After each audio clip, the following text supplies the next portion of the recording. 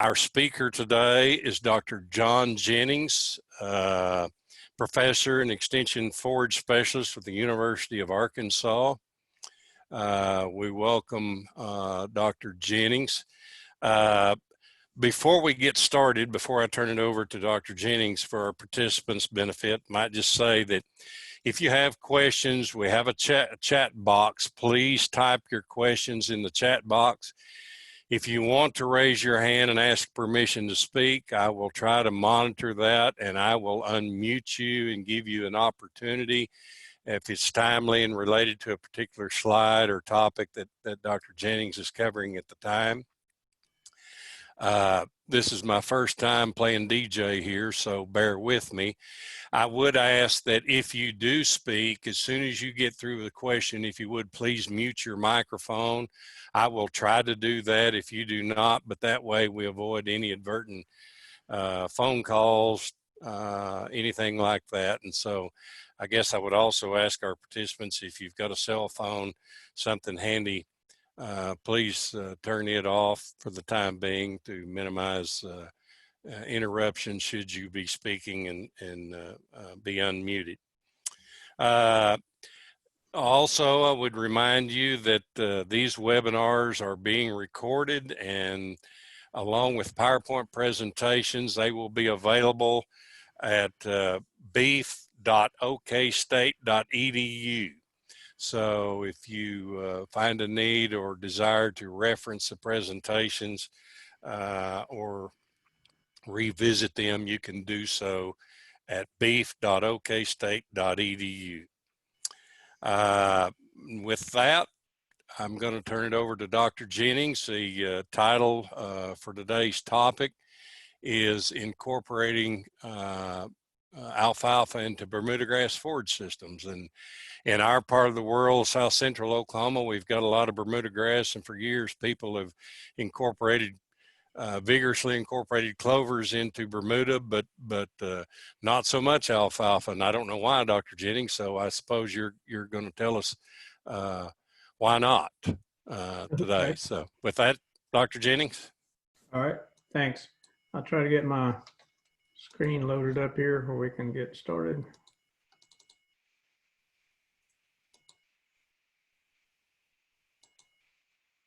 Okay, is it coming through okay?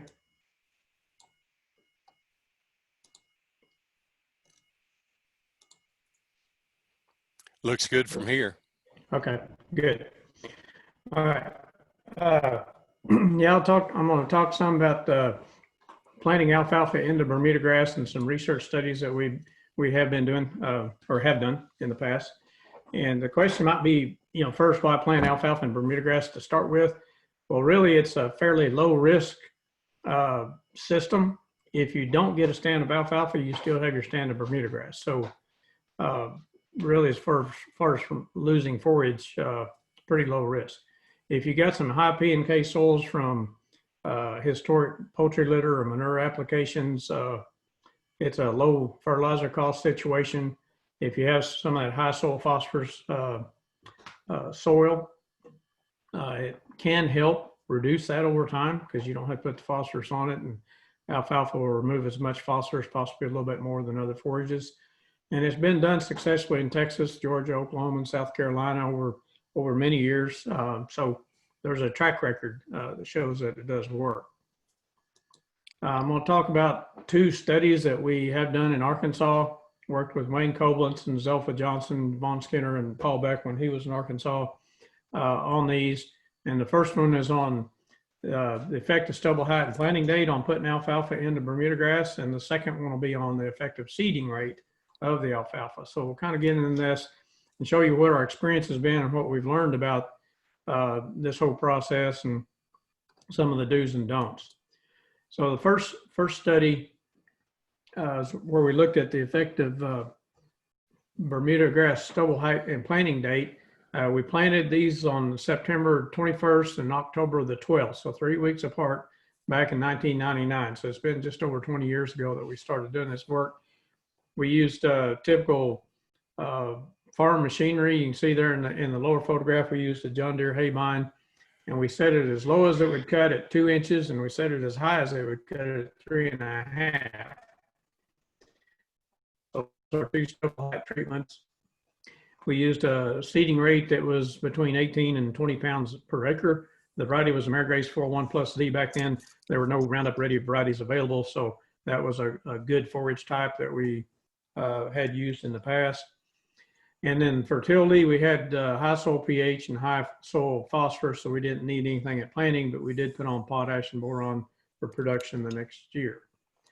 I'll kind of get into some of the data here and show you, the effect of the 2 treatments on plants per square foot. And there really wasn't any significant effect of stubble height, but there was a significant effect between the date, between October and September. And if you look at the yellow bars down in the slide there, that was the September planted stands. And the first bar is the first count taken in November after the October planting. And we were just under about 4 plants per square foot. So not a very good stand. And then that dotted black line is a 3 plant per square foot minimum that we generally recommend for alfalfa. For alfalfa hay production, we need 3 plants per square foot to maintain stands. And you see that September planted stands, they drop down to that 3 plant per square foot by the first cutting the next year, and then drop well below that by the second year. The red bars are the stands planted in October, and they started out about 24 plants per square foot a month after planting, which is very good. And then they dropped down after that, and 2 years after planting, they were still in that range of about 4.5 plants per square foot, but those plants had gotten quite a bit bigger, so we could still maintain good hay production from that. Kind of move into the next slide that shows stems per square foot, and the dotted line across this slide shows 40 stems per square foot, and that's what research has established as kind of a threshold that you need 40 stems per square foot to maintain maximum yield. And you can see the October planted stands, the red bars, by November of the second year, or the November after a year after planting, they exceeded that. They were about 50 stems per square foot. And by the end of the second year in 2001, we were up there about 65 stems per square foot. The September planted stands, they finally got to 40 stems per square foot after 2 years. So those stands were quite a bit thinner and took quite a while to catch up. Look at the yield, the average yield across those treatments. For September planted at short and tall stubble height, October planted at short and tall stubble height, there's no significant difference. And we range from about 5 to 6 tons of dry matter yield per acre. And on the thinner stands planted in September, that just shows that the Bermuda grass was able to fill in between the holes of the alfalfa. And so we still had forage growing there, and were able to maintain good yields, even though it wasn't as high a stand alfalfa as the October planting. Now I'll kind of get into some photographs to give you an idea of what these look like. This alfalfa was planted in September the 21st of 1999. This picture was taken in June 4, 2002. So this was the 3rd year. And you can see behind the sign there, decent looking alfalfa stand. There's a few holes in it. That was Bermuda planted in 2-inch stubble and in September. This next photograph taken the same date. This was planted in the 3.5-inch stubble in September. A little thinner, but still functional stand of alfalfa. And if you're grazing that or even hay, you'd still have some Bermuda grass in that. The next picture here was alfalfa planted in a 2-inch Bermuda stubble on October the 12th. And you see that's a full stand of alfalfa, and that was 3 years later. The next photograph is alfalfa planted in October. And again, it's a full stand of alfalfa. So the October planting at that time gave us the advantage because the Bermuda grass was going dormant by that point and wasn't as competitive as it was back in September. Now with the advent of Roundup Ready alfalfa now, we have an advantage where if you did want to plant in September and conditions were good, you could use a light rate of Roundup to set that Bermuda grass back so you could plant earlier, and then you could if weeds or Bermuda grass was a problem, you'd have the advantage of using Roundup to set that back, and that could help you get an established stand. Now this slide, I just put in there to remind me that if you look at the right side of the slide, where it's the full stand alfalfa, versus the left side of the slide, that's Bermuda grass, a little bit of Dallas grass, nothing showing up. You don't see either forage in either. There's no Bermuda in the alfalfa and no alfalfa over here where it wasn't planted.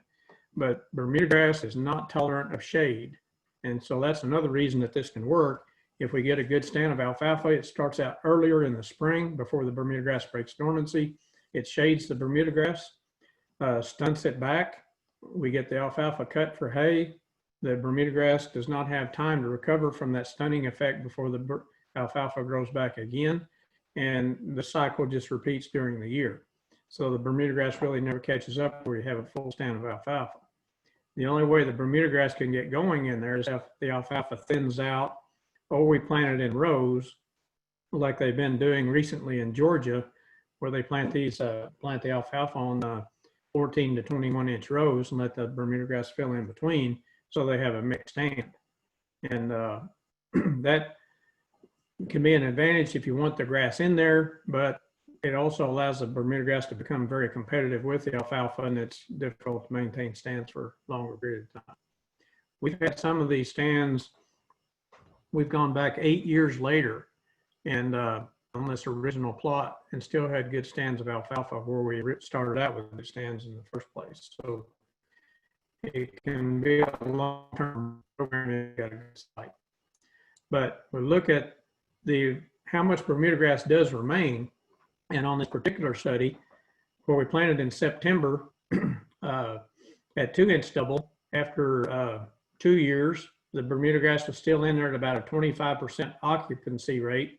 And by what I mean by that is we take a 5x5 wire frame that had 5-inch squares, and we'd throw that down and we'd count how many squares had alfalfa, how many squares had Bermuda grass, not full of Bermuda grass, but how many had Bermuda present. And 25% of the squares had Bermuda present on that September 2-inch. A little over 50% had Bermuda in that September at 3.5, and about 5% on each of the October plantings had Bermuda present, which in all those, that's enough Bermuda that if the alfalfa starts to thin out, the Bermuda can fill back in the holes over time. So again, you still, even after the alfalfa thins out and goes away, you still have your Bermuda that would come back. Now, the second study I want to talk about is where we look at the seeding rate effect. And again, we planted this at Fayetteville. This was in Greenfield Bermuda grass sod, so a very dense growing sod. We did this in 2003 and 2004. We mowed the Bermuda grass down to 2 inches. We planted the Amerigrass 401 plus Z. We planted alfalfa at 10, 20, 30, and 40 pounds per acre, just to see where that break point might be. And this first slide shows the number of plants per square foot. The blue line shows the plant counts 1 month after seeding. And you can see the 40 pounds per square foot or per acre had the highest seedling count, over 50 seedlings per square foot. And then it just decreased linearly from 40 down to 30, down to 20, and the 10 pound per acre had the lowest plant count. Now, 1 year after seeding, which is the red line, the 30 and 40 pound seeding rate still had the highest plant count, even though that was quite a bit less, was down to about 10 plants per square foot, which that's still plenty of alfalfa to maintain a really good stand. When we look at the number of stems per square foot, remember that 40 stem per square foot minimum that we try to shoot for. All three of the 20, 30, and 40 pound per acre seeding rates maintained above 40 stems per square foot, and the 10 pound per acre seeding rate finally got up to 40 stems per square foot after the fourth harvest on that first year of production. The dry matter yield we planted this, remember on 2003, we planted another set of plots on 2004. 2003, there wasn't significant difference between any of the seeding rates of alfalfa because there was enough Bermuda that filled in to make up the difference in yield. but we ran about 6 to almost 7 tons, or a little over 7 tons of dry matter the first year, which is excellent yield. The second year was hot and dry. We had about half the yield. And in that case, the 30-pound seeding rate had a significant advantage. Not a great advantage, but still it was significantly above the other 3 seeding rates.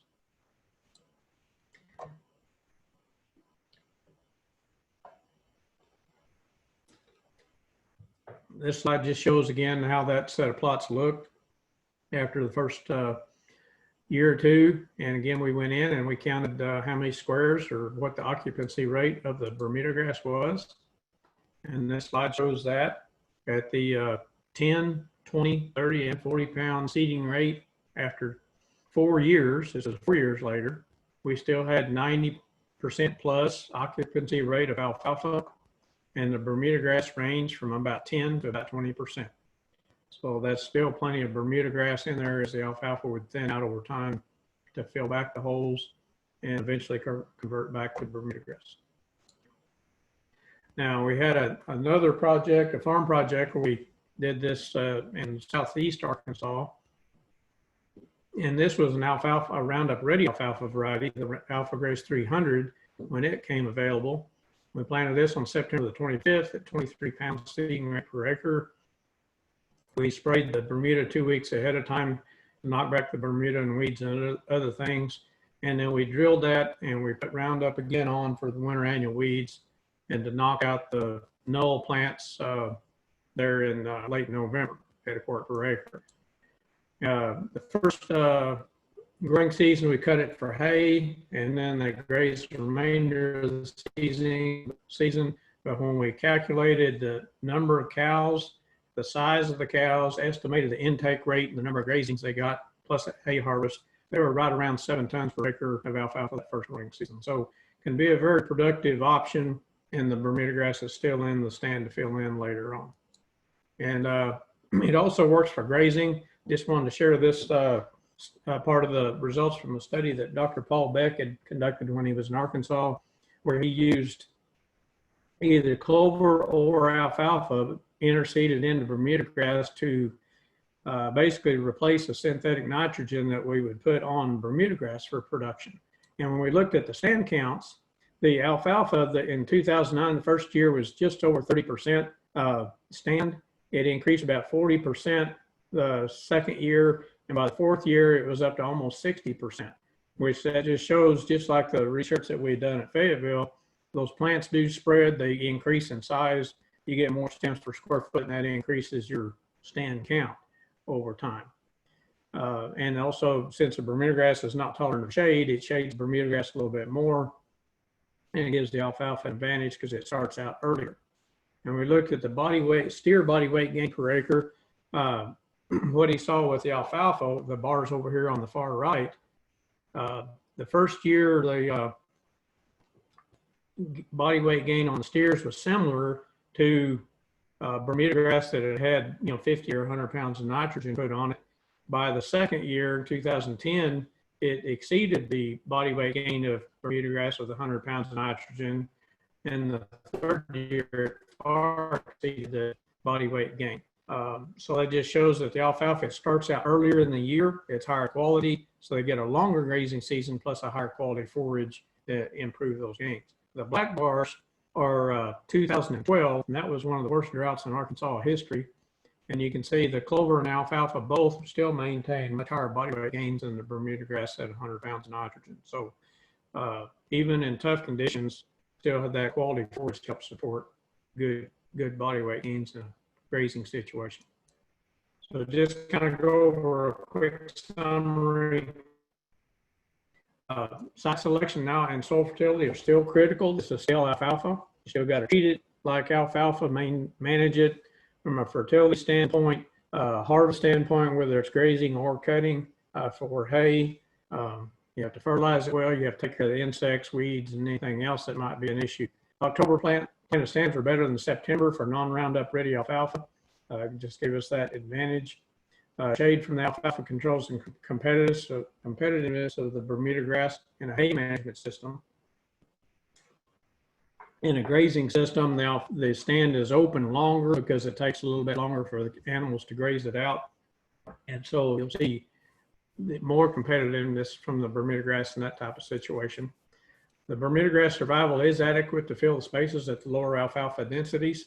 And so that helps maintain or stabilize yields over time. And the seeding rates for planting alfalfa and Bermuda grass sod should be somewhere between 20 and 30 pounds per acre. So that's kind of the basis, and then we can open it up for questions at this point. But you know, some of the things we've learned of planting alfalfa into Bermuda grass, and we can discuss anybody's questions. Okay, at this time, I'd ask our participants, if you have questions, please type them in the chat box or raise your hand and we will try to unmute you. There was one question, Dr. Jennings, earlier in the chat box. Someone asked, and it was before your slide a couple slides ago where you said it's planted in the green field. But their question was it planted into common Bermuda or a hybrid variety? And does it really matter? Does variety matter? I don't think the variety matters that much. The green field would have one of the most dense sods of practically any Bermuda grass. And so a hybrid or a common wouldn't be quite as thick. Now the field there in southeast Arkansas I mentioned on the farm demonstration, that was just common Bermuda grass.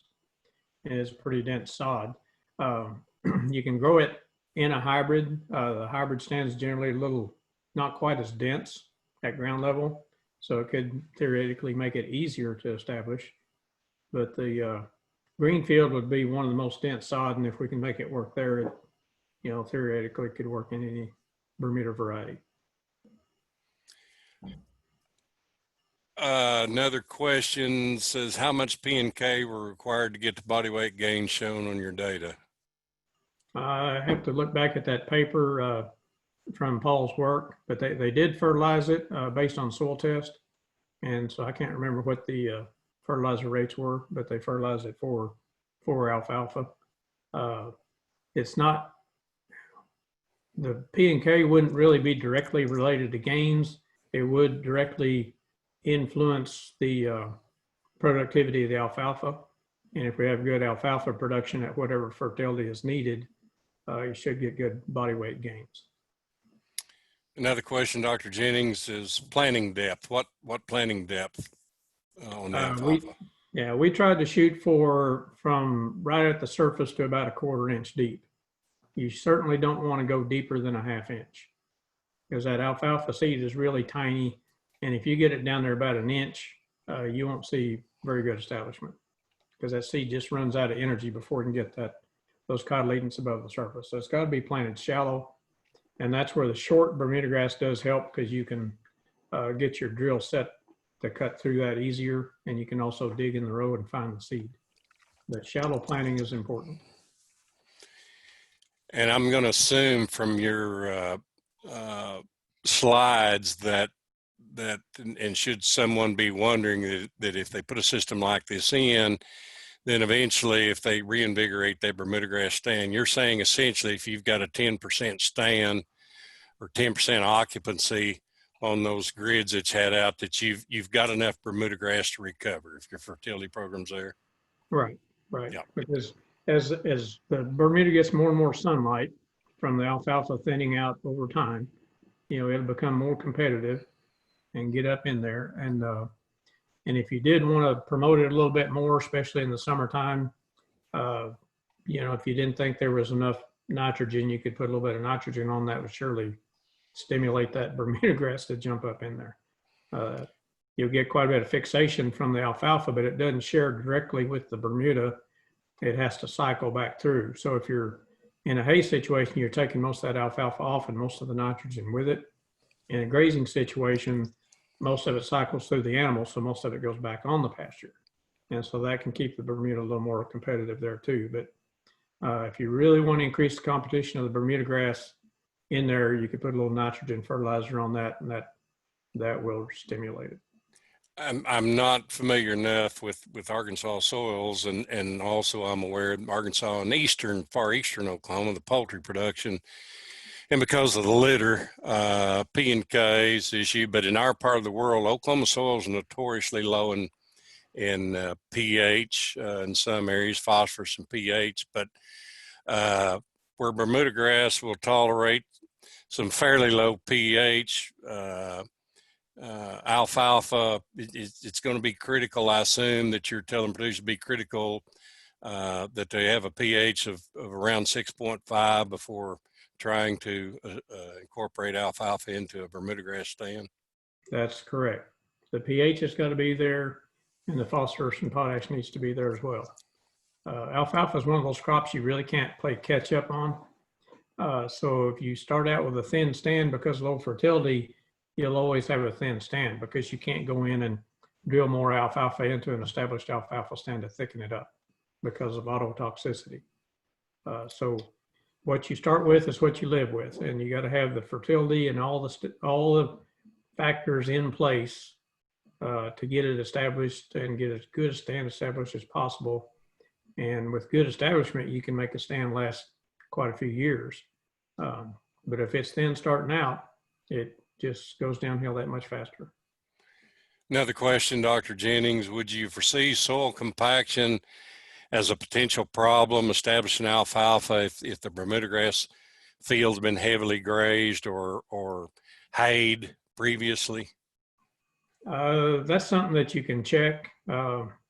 What we've checked some pastures before. You can take a soil probe out, when the soil's moist, obviously, and if you can push it down when you got good moist soil and you can get without a whole lot of effort, you really don't have a big compacted layer. Some fields where they've been tilled before, especially some soybean fields we looked at where we were going to plant alfalfa, you can push that soil probe down about 3 inches. You hit a really hard layer, push a little harder, and you break through, and then it just goes right on down like it was on the surface. Where they have a tillage pan, a hard layer caused by a tillage over time. It's not really a hard pan from natural soil properties. So, but you can check it with a soil probe, and if you can get a soil probe down in there, you really don't have a big compaction problem. Some people think they have compaction because Bermuda might not be growing very well, but when you get soil tests, many times find out the fertility is just really low from taking hay off for so many years and not putting it back. And that's the biggest problem. Next question, can you provide some details on a budget for the establishment of alfalfa and then fertility in subsequent years, and assuming common soils and conditions in eastern Oklahoma, western Arkansas and eastern Oklahoma? We've got some budgets, and I failed to put that in the presentation, but some work we've been doing in eastern Arkansas where we actually were planting alfalfa in some of these fields that overrun with herbicide-resistant pigweed and trying to use it as a rotation crop to clean the weed problem up. And I've got some budgets from that. I can provide that to you later. But if you're looking at just kind of some components, seed price, a good standard alfalfa variety will run you ballpark of $4.50, give or take a little bit for a standard alfalfa variety. Roundup ready alfalfa will run you $6.50 to $7.50 a pound. Again, ballpark depending on the variety. And that includes the technology fee that's with it. And so you'd be looking at 20 to 25 pounds of seed per acre, so you can multiply that up. If you spray the Bermuda grass sod with light rate of glyphosate, a pound per acre to kind of set it back, you're looking at less than $5 for chemical costs, and then whatever your application fee is to do that. No-till drill costs at $10 an acre or somewhere in that ballpark.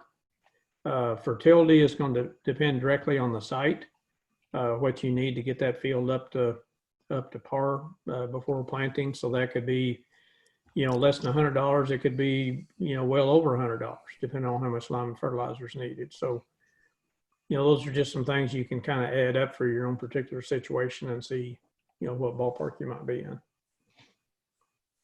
So ballpark 125, 135 seed, herbicide cost, and then whatever fertility Yeah, and Just as a fertility can, ballpark. yeah, sometimes fertility can be the biggest cost if it's in a low situation. So, and if it's very low on pH or P and K, you really need to start at least a year ahead to get that pH corrected and get that P and K brought up. Uh, it's very difficult to try to put it all on at the same time you're planting and get those fertility adjustments made. I have another question, Dr. Jennings, on what rates of glyphosate on the Bermudagrass brown down and then the subsequent weed control after establishment. The suppression of the Bermuda grass ahead of time, a pint per acre, if we're doing it in September, has been working pretty well. And you can kind of judge that on your own experience if you've done that or not. And some people have put as much as a quart, but pint has worked out pretty well for most cases for us.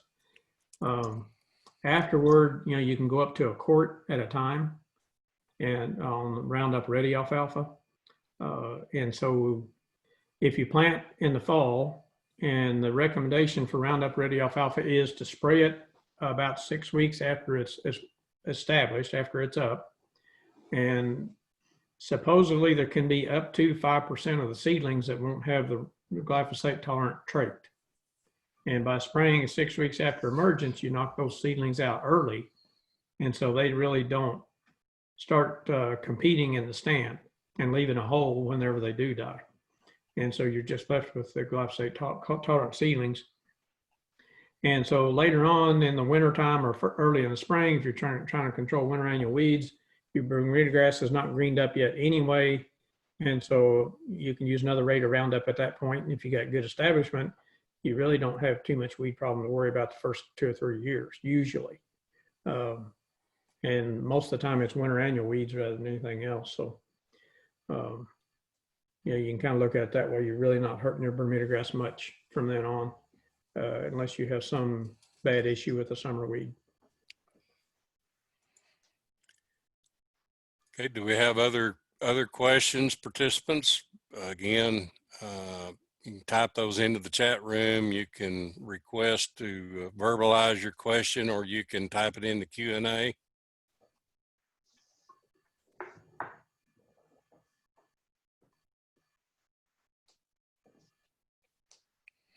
I'm not seeing any at the moment, so just in an effort to fill some dead air space, Dr. Jennings, before we wrap up, and again, I'll check, see if there's any late questions come in. I would remind everyone again that these presentations and the associated PowerPoint slides that go with them will be posted on the web at beef.okstate.edu. And I would also remind and welcome participants to join in next Thursday, August 27th, same time, 12:30, for the next presentation on baled alfalfa silages, potential advantages over dry hay, and unique differences from traditional precision chop silages. Speaker will be Wayne Coblentz, Research Dairy Scientist at USDA ARS, USDA Dairy Research Center in Marshville, Wisconsin. I see some more questions. Any problems with bloat? Could be. Alfalfa is a bloat provocative forage, just like white clover is. And so that's something, if you're going to graze it, you have to take precautions. Some of the recommendations that we use is, don't graze alfalfa when it's wet from dew or rain. It seems to make problems worse. Don't turn animals out on it when they're hungry and they're not acclimated to it. They need to be full of hay or some other forage before they go out on it. Let them out on it just for a short period of time, an hour or two to start with, to get them acclimated, or just give them a small strip with an electric fence wire. Let them kind of acclimate to it, and once they get used to it, you can graze it without really any problem. But if you just turn them out when they're not used to it, and especially if fields are wet, you can surely have problems. Dr. Jennings, I'm going to paraphrase this one. Do you have a recommended stubble height on grazing, a minimum stubble height? to ensure that you don't damage the alfalfa stand? Normally, 3 to 4 inches in that ballpark, like we'd cut it for hay. There's some tricks or some things to watch for when you're grazing. If the alfalfa has gotten pretty large, say if it's close to blooming when you turn out on it the first time, the cattle will graze all the tender part off the top, and they may leave a stubble that's 6, 8, 10 inches tall. And if that's left like that, the next time you come and graze that paddock, that's as short as they graze it, because those old stems will be like nails almost sticking up there, and they won't put their nose down through that. And so the idea with grazing is to try to turn out enough animals, or have the field sectioned down with hot wire small enough where they graze all that forage down to about 3 to 4 inch stubble, and then give them some more alfalfa. If they only graze it down to that 6, 8 inch mark, that's as close as they graze it the next time because of the old hard stems. And so that's something that you need to be aware of as you're grazing. So to paraphrase from you to the participants, stock density is going to be critical in managing appropriate stubble height. Right. You need to try to get your stock density where they take it off somewhat like a hay crop, and try to get them to graze that section of the field down within 3 to 4 days, and then rotate them. If they're on there for a long period of time, the alfalfa will be trying to grow back. They'll eat the new tender growth off. That weakens the alfalfa over time. It makes the Bermuda grass stronger or more competitive, and you'll drive your stand out pretty quick. I see two last questions. Are you seeing any increased interest in silage or baleage in Arkansas? Yes, especially the wrapped bales, getting much more interest in it. And the last question I see up, any benefit of using a grazing type alfalfa, forage type alfalfa, if grazing is the initiative?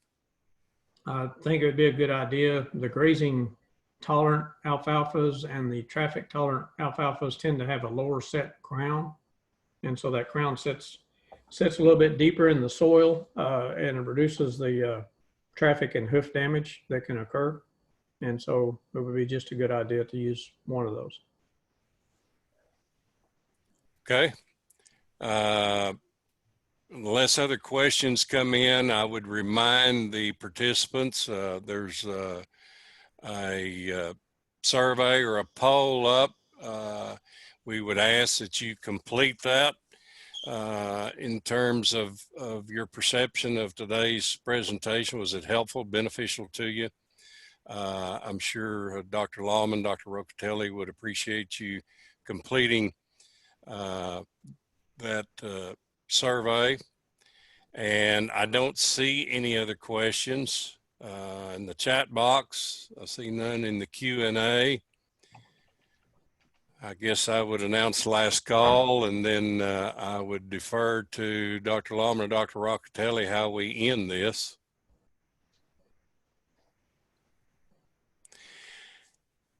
Without seeing Dr. Jennings, once again, I want to say a big thank you to joining us today for Ranchers Lunchtime series. We appreciate your willingness to devote some time to us and share some expertise and knowledge with us. Participants, we thank you for attending. Again, this series is hosted by Oklahoma State University and Oklahoma Cooperative Extension Service. I would remind you that there's a county extension office and extension educator essentially in every county that can be a source of information and assistance, and I would encourage you to utilize those. And with that, I'm going to say we've probably concluded. Dave Lawman, you have a comment? I do not. I just want to say second that and appreciate Dr. Jennings' excellent information applied to a lot of the part of our state of Oklahoma. And I know there's a lot of interest in diversifying our Bermuda grass grazing systems, and this will go a long ways in helping us do that. So thank you, Dr. Jennings. Good job. Leland, Alex, do you have anything? I just echo your words. Thank you very much, Dr. Jennings and Leland, for for this great presentation. Thanks for having me.